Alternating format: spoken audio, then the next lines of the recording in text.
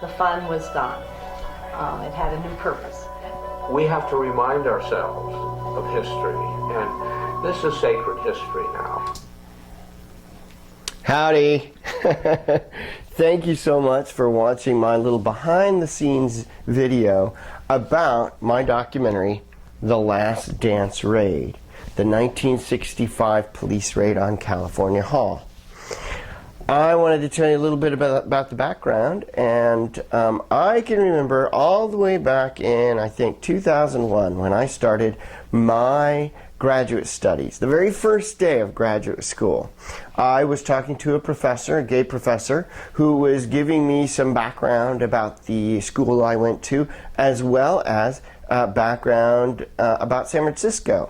And he told me a story about a civil rights activity that happened in the 60s. And he told me this story, and at the end I said, wow, this is such a great story. Why haven't I heard about this before? And through the time I was at graduate school, I would hear other professors talk about this civil rights event that happened that really started the LGBT civil rights movement in San Francisco. And many of the professors had been involved in the event in the 60s. And every time students would go, wow, why haven't we heard of this story before? It's great. And I'm sad to say that just within the time I was in graduate school, this professor that originally told me the story died. And it really got me to thinking that, you know, a lot of these people that that have laid the groundwork for our civil rights today in the LGBT community, a lot of them do not have much time anymore. Some of them are not even around anymore. And so I began to realize that it was very important to get this story down. And so as part of my graduate studies and my degree, I did research on this event that happened in 1965 and found about a dozen eyewitnesses, and actually a number of them were actually the instigators that did this event in the 60s. And I interviewed all of them, and I have to say we've put the interviews together, and it's what makes up The Last Dance Raid. And I gotta tell you, I'm so proud of this piece. And there's a number of reasons that I am. First off, these people that share their lives in this documentary are just great. I mean, they're all there's about a dozen of them, and they're all characters. They're just all characters, and their personality shines through in the documentary. And it's their stories of telling the things that have happened in their life and the events of the Last Dance Raid that really drives the documentary from beginning to end. They're great.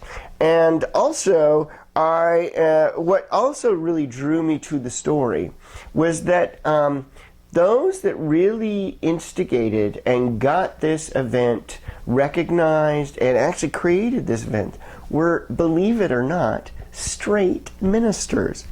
I know, straight ministers.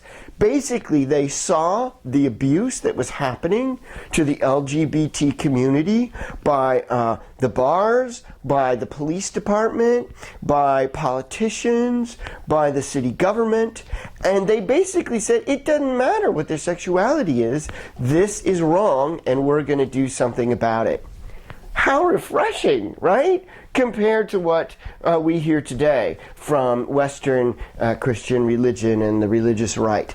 And that's what makes this story just wonderful to hear, and how the Christian leaders and the LGBT community worked together to create this event. The other aspect that just makes this story really unique is that what went on at this Mardi Gras dance on the first day of 1965 really is a wonderful model of civil disobedience. Everything that happened for a reason, and even the things they didn't expect happened, they were able to use as a way to bring to light to the public eye the injustices that were going on. And they did it with panache, and they did it by using legal means, and they did it with including all different kinds of groups from the LGBT community, not just the gays, not just the lesbians, but all kinds of groups came together for the first time, and they did it with fabulousness.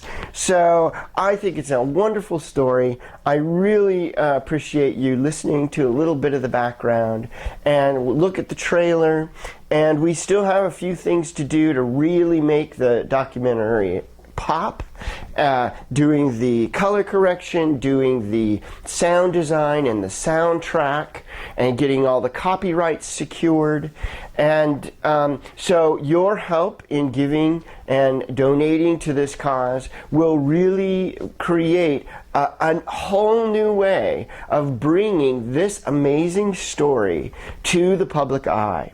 And I really want to thank you for your time, and I will see you at the theater. Thanks.